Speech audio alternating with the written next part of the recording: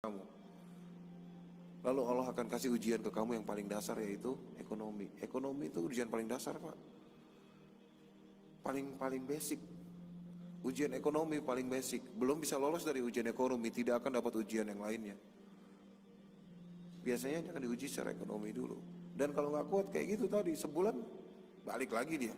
Apalagi nggak ada pendampingan. Maka di mualaf center ada yang namanya pembina mualaf, ada yang namanya pendamping mualaf. Pembina mualaf ya dia ngajarin, ini Quran, ini sholat, ini bacaan sholat, ini hafalannya nih, ini cara wudhu yang baik, taharah selesai, sholat selesai, semua tata cara sholat nih. Habis itu ada yang namanya pendamping. Pendamping itu yang nemenin, accompanions. Dia companion si mualaf. Mualaf itu bukan cuma selamanya belajar. Dia pas belajar ya ketemu sama orang yang ngajarin udah selesai, udah. Dia punya cerita lain, Pak, di belakang cerita masuk Islamnya dia. Yang dia butuh orang untuk cerita. Karena dia malu mau cerita ke orang. Makanya pendamping kadang-kadang cuman, "Bro, hari ini udah latihan apa? Hari ini bacaan." "Oh, udah nih, udah. Ustadznya mana? Udah pulang. Keluar yuk." "Yuk." Keluar. Ajakin ngopi. "Mana bro sama orang tua lu?" "Aduh, nyokap gua kayak gini-gini banget ya." "Ah, kenapa ya?" Cerita. Ini fungsinya pendamping. Kita mendengarkan, ya, kita pakai slogannya salah satu perusahaan asuransi, always listening, always understanding. Saya nggak merek-merek ya. Tapi memang kita listening dan kita coba untuk mengerti. Kita cariin solusi, kita mediasi dia. Tugas di mualaf center bukan cuma itu doang, Pak. Sampai mualafnya meninggal, ya, kita rebut lagi jenazahnya. Jangan sampai dibakar sama keluarganya, jangan sampai disuntik formalin, jangan sampai jadi ada tarian-tarian di depan jenazah. Kita angkat jenazahnya. Fardu kifayahnya harus berdiri. Ya, ini ada nih salah satu admin. Dia juga udah berapa kali ngambil jenazah. Kita ambil jenazah, kita pick up jenazahnya, kita urus secara Islam. Kalau saya dulu timnya belum jadi, saya bawa pakai motor, Pak. Mayat itu kan udah kaku, udah enak kan. Enaknya bawa mayat itu apa? Dia nggak bakal komplain, ya kan? Dia komplain mau ngomong apa? Ya kan? Dudukin di motor, iketin kakinya, iketin badannya ke badan kita bawa pulang. Ya kan? Mandiin, kuburin, makami secara Islam. Nah ini sebenarnya mualaf center itu sampai ke sana, Pak. Masalahnya nggak semua mualaf melaporkan dirinya ke mualaf center, sehingga kita tidak ada penindakan di situ. Dan acuh tidak acuhnya lingkungan dia. Makanya kalau di sini saya pikir ini di sini sudah banyak yang sunnah ya. Jadi mereka tahu ya, kalian mungkin bapak-bapak, ibu-ibu di sini lebih paham. Kalau ketemu mualaf pasti diopenin di sini atau dirawatin, diajarin. Dari kemarin juga masjid-masjid yang kemarin, masya Allah ya, orangnya sangat welcome gitu dengan mualaf. Saya aja saya ngajar, jadi mereka rebutan untuk ngajarin, masya Allah tuh. Ada beberapa tempat di Indonesia yang masjidnya cuek, masuk Islam. "Oh ya. Kapan?" "Kemarin." "Oh ya. Sama siapa?" "Sama ini." Nah, "Rajin-rajin salat ya." "Siap." Nah, udah nggak diapa-apain, nggak diajarin, nggak diapain. Saya ngalamin, Pak. Saya tadi bilang, saya ngalamin fase itu, Pak. Jadi saya tahu rasanya tuh nggak enaknya, nggak diurusin, nggak diopenin, nggak diajarin ngaji. Datang ngaji nih, belajar ngaji, baca Quran, datang hari kedua, datang hari ketiga, datang hari keempat, telat. Saya nongkrong sejam nggak datang. Apa mungkin karena nggak ada bayaran tuh? Sampai dulu tuh sempat suzon ya. Apa mungkin karena nggak ada bayarannya kali ya dia nggak datang? Nah, inilah, ini dioramanya sih, Pak. Ya, dan ini hal yang paling umum terjadi di Indonesia. Dan kalau ujian secara ekonomi, ya saya selalu bilang sama mualaf, ujian basic kamu adalah miskin. Kalau kamu nggak bisa lolos dari miskin, jangan ngomong ujian yang lain dah. Iya, memang benar, Pak. Saya lebih gampang ngadepin orang kafir, Pak. Ateis kalau perlu. Iya, kalau ateis itu gampang. Iya, ini masalah yang udah sejak lama sih, Pak, sebenarnya. Karena tadi saya bilang ateis lebih gampang. Karena ateis sudah la ilah kan, nggak ada Tuhan. Ya tinggal diterusin kan, la ilaha illallah. Udah gampang sih sebenarnya, itu secara anekdot dan itu secara analogi memang lebih gampang orang kafir. Karena dia adalah gelas yang kosong, dia nggak punya agama. Tinggal kita isi pakai teh ya jadi air teh, kita isi pakai kopi ya jadi air kopi ya. Cuman kalau untuk pedawah, makanya kita ada hijrah center, Pak. Hijrah center. Dan lagi Pak, lebih mudah ngehijrahin orang-orang yang tersesat. Orang-orang pemabok, orang-orang maling, orang-orang tukang todong, tukang bunuh, tukang bacok. Lebih gampang ngajakin mereka ke masjid daripada orang-orang yang munafik. Yang dia udah paham kalau ini gue bener, dan dia sudah klaim ini sebagai pembenaran, yang lain salah. Itu susah Pak digiringnya Pak. Jangan saya. Kita kalau lagi ada kegiatan di Al Irsyad ya, ketemu sama Ustadz Khalid, ketemu sama Firanda, ketemu sama Syafiq Masalama, ketemu sama Ustadz-Ustadz yang lainnya, kita juga akan berkata hal yang sama. Kemarin sama Ustadz Hadidayat di Bandung, saya juga cerita hal begini. Dia bilang, iya memang susah ya kok, makanya enakan jadi kamu. Iya, kamu kan mainnya sama orang kafir. Waduh. Ayo, lihat nih, saya konferensi mualaf tahun 2011. Pertama kali saya ketemu sama Syekh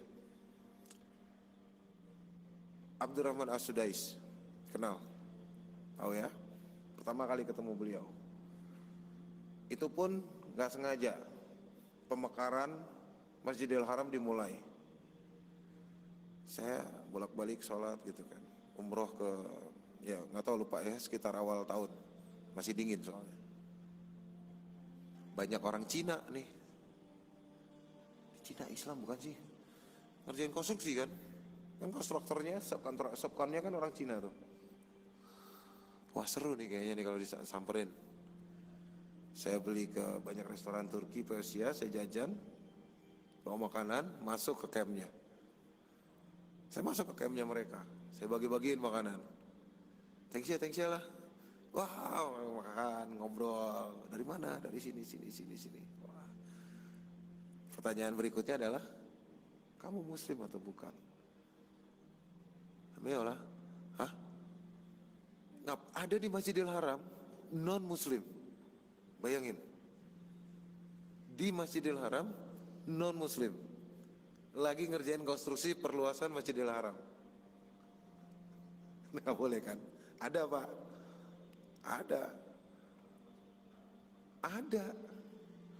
Ada Pak.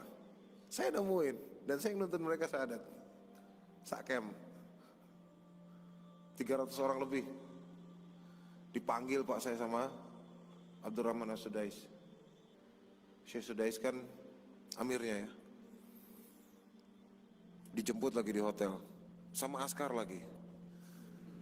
Udah masuk penjara nih urusan. Itu yang pilihan pertama. Emang salah sih, seharusnya jangan suuzon ya. Tapi karena yang jemput ada yang bawa senjata, pikiran saya di sel. Karena ada beberapa orang yang salah gerak sedikit kan di situ masuk sel. Aduh, masuk penjara nih. Alamat nggak pulang nih, lama nih. Udah jalan jelek aja pokoknya di jalan. Lama lagi baru nyampe. Masuk duduk. Kalam Arabia, lah. Langsung aja. English speaking, yes. I'm from Cambridge. Huh? You sure? Yes. Abdurrahman As-Sudais, dia pernah sekolah di Cambridge. Dia bahasa Inggrisnya, silakan diadu. Apa yang kamu lakukan kemarin terhadap 317 orang? Waduh, dia tahu jumlahnya lagi. I'm just trying to convert them to Islam. Kenapa? Why? Karena itu lokasi Masjidil Haram, tidak boleh ada orang kafir di situ. Saya mau memberimu peraturan itu. Siapa lagi ditanya hadisnya lupa nomornya. Mau jawab salah, nggak jawab makin salah nih. Seperdengaran saya, as long as I know, the information that I got, nggak boleh ada orang kafir yang berada di Masjidil Haram. Kamu tahu saya siapa? Saya tahu lah. Ya saya tahu. Abdurrahman As-Sudais. Syekh, Amir of two Holy Mosque. Yes. Saya lahir di Mekah, saya besar di Mekah. Bertahun-tahun saya jadi imam di sini, belum pernah saya nuntun satu orang syahadat di Masjidil Haram. Oh, alhamdulillah. Yes, alhamdulillah, masya Allah. And who are you? Hah? Bapak nangkap saya, jemput saya, bapak nggak tahu nama saya. Kan introduce, kenalin nama segala macam, alhamdulillah. Dari situ akrab sama beliau. Setiap umrah, setiap haji saya harus mampir ke rumah beliau sekarang. dan makan satu loyang yang sama yang Masya Allah sambil ketawa-ketawa itu. Sampai hari ini Masya Allah. Dan dia bilang apa yang bisa membuat kamu mudah mengambil mereka? Saya bilang karena mereka kafir. Karena mereka kafir. Mereka cuma tidak kenal Islam. Kita kenalin Islam, mereka anggap itu baik. Dia orang Cina itu rata-rata ateis. Agamanya itu bisa Buddha, dia pai-pai setiap pagi. Nanti Christmas Pak, dia pakai topi Santa Pak. Disuruh pakai kalung salib, dipakai Pak. Dia nggak peduli. Serius. Ini orang Cina mainland ya, Cina daratan. Mereka nggak ada tujuan kristenisasi segala macam. Mereka nggak peduli gitu loh. Mereka ditatengin misionaris suruh pakai kalung salib, dipakai sama dia. Suruh pakai topi Santa, ya dipakai. Suruh datang gereja, ya datang. Suruh itu nanti tanyain ke dia, terus ngapain kamu di gereja? Nyanyi-nyanyi loh. Sukalah dia, happy-happy kan. Malam minggunya sisa mabok, minggunya diajak nyanyi. Jadi ya mereka oke aja. Ya kan mereka terbiasa tiap malam tuh minum dan segala macam kan. Mereka diajak nyanyi aja. Dan mereka nggak punya agama, jadi lebih gampang. Aku sampaikan itu ke Pak Sudais. Ya Pak Sudais, sebenarnya dia Pak lucu juga. Ya, Syekh Sudais tahu itu. Dan akhirnya dia bilang, ternyata memang lebih gampang mengajak orang yang belum Islam ke Islam. Dan bahkan saya boleh bilang lebih gampang ngajak orang hijrah. Orang yang tatoan Pak, kanan kiri luar dalam, lidah aja mungkin kalau bisa ditato sama dia Pak. Itu tindik itu udah di sini Pak. Itu jadi kalau habis makan yang ditusuk gigi di dalam gusinya tuh. Tindik di sini, bayangin. Tindik di mata, tindik di mana-mana. Ajak hijrah dilepas semua, sholat. Lebih gampang yang kayak gitu Pak. Daripada orang yang munafik yang sudah membenarkan apa yang salah dalam kehidupan dia. Nah anak-anak kita itu bagaimana kita Pak? Anak-anak itu bagaimana kita? Serius, mulai dari kecil ini yang tadi keluar itu ya, masih mungil. Anak-anak itu gimana kita Pak? Kalau anak-anak nggak biasain datang ke masjid, nggak dibiasain ikut kajian, nggak dibiasain ikut kajian kecil di rumah butuh kajian nggak? Ya butuh. Anak saya cewek Pak 3. Kita kajian di rumah. Walaupun yang ngerti yang 2, yang 1 masih 1 tahun 2 bulan ya, nggak mungkin ngerti dia. Terus saya bahas, ini loh ada hadis. Kalau Rasulullah SAW ngerti nggak tentang ini loh ceritanya? Oh iya, gimana Pi? Jelasin. Kajian di rumah kecil aja, nggak usah besar, nggak usah apa segala macam, kecil aja jelasin. Ya kan? Itu waktu-waktu yang sangat bermanfaat. Subuh ngejar fajar, ngobrol dulu ya. Random aja buka buku hadis random, jeder, bacain hadisnya, kasih tahu artinya. Membiasakan diri di rumah. Anak-anak terbiasa Pak. Anak-anak jadi jauh. Anak saya cewek yang pertama itu 9 tahun Pak. Itu kalau bapak main ke rumah saya dan dia lagi nggak pakai hijab, dia bisa lari cepat banget Pak, naik tangga, udah sampai ke atas, kabur. Udah sampai segitu.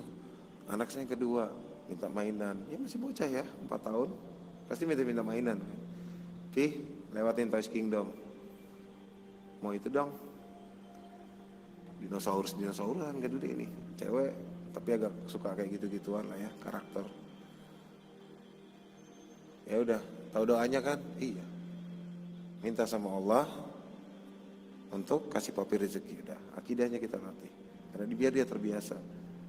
Karena begitu dia dewasa tidak terbiasa dengan Islam yang kita harus biasakan, dan dia kenal Islam alanya dia, dan ketemu sama gerombolan-gerombolan sekuler dan liberal, jadi plural otaknya dia, susah Pak belokinnya lagi. Serius, sudah banyak korbannya. Kok anak saya murtad? Aduh, banyak ya, maksudnya ini WhatsApp setiap hari. Nomor saya ada di mualaf.com. Jadi orang tanya tentang bagaimana hijrah ke saya, tanya bagaimana masuk Islam ke saya, tanya bagaimana ngembaliin anaknya yang murtad ke saya juga. Telepon, WhatsApp, DM, banyak, alhamdulillah rame aja. Allah kasih kerjaan itu yang sibuk, Allah menyibukkan, Allah nggak sisain waktu saya untuk saya, nggak tahu lah ya, pekerjaan-pekerjaan yang kurang bermanfaat, misalnya main game di handphone. Kadang-kadang handphone kan di install game buat, ada game pengetahuan namanya. pengetahuan Islam, TTS Islam, terus pertanyaan-pertanyaan Islam buat anak saya main. Kadang-kadang saya mainin itu kalau lagi nganggur. Aduh, nama Nabi yang mana ya? Ya,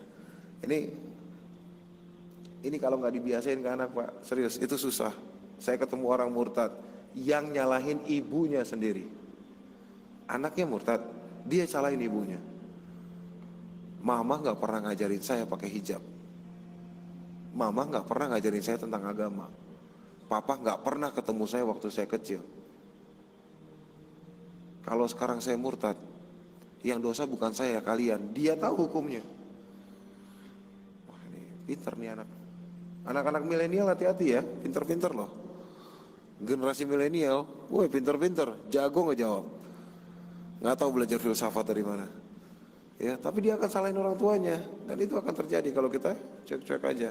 Ajak-ajak anak ke kajian, cari kajian di sini kan banyak. Ajak ke kajian di rumah, maghrib ke isya kajian di rumah, habis subuh isi kajian di rumah, ajak ngobrol tentang agama. Jangan bosan, jangan sampai nanti nyesel pada saat anaknya murtad. Jangan sampai nyesel pada saat anaknya jadi liberal, nggak bisa dikontrol, nggak bisa diatur.